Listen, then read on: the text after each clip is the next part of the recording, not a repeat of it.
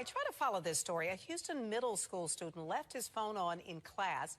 It was taken away by a teacher, and eventually it was stolen. He never saw it again.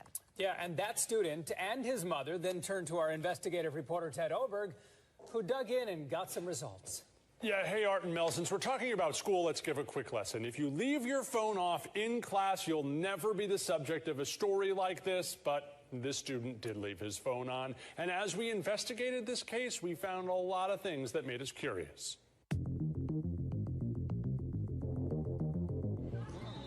Inside the Jane Long Academy one day not too long ago, Jonathan Rodriguez's cell phone rang.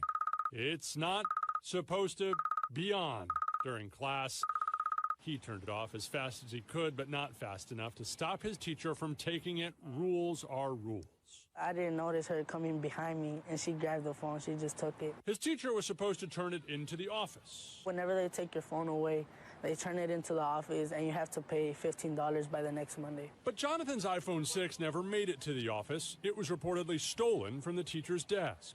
Jonathan still owed hundreds of dollars on it. The school told him a police report was filed, but nothing else could be done. As soon as she has a phone, it's her responsibility to take care of it and put it in a safe place. The teacher, who wasn't allowed to talk to us, offered one of her old phones as a replacement. Jonathan said no thanks. We asked for a copy of the supposed police report and some accounting of how many cell phones had been seized here at the school.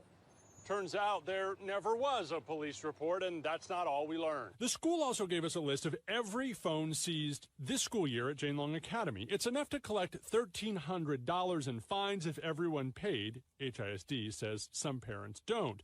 But days after turning that list over to us, they also, surprisingly, turned over a check to Jonathan's mom so he could get a new phone. What's the rule with that during class now? Put it in your pocket.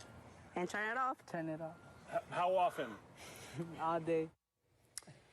Jonathan promises he keeps his phone off all day, every day in class, and hopefully he continues that next year, and that's the lesson, keep it off. But it's also an interesting question about what the school's responsibility is in cases like this. An HISD spokesman said school policy is to pay some for a lost phone, more if the phone is under contract, but a police report is required. And when we pointed out there wasn't one in this case, HISD seemed to make that check appear pretty quickly.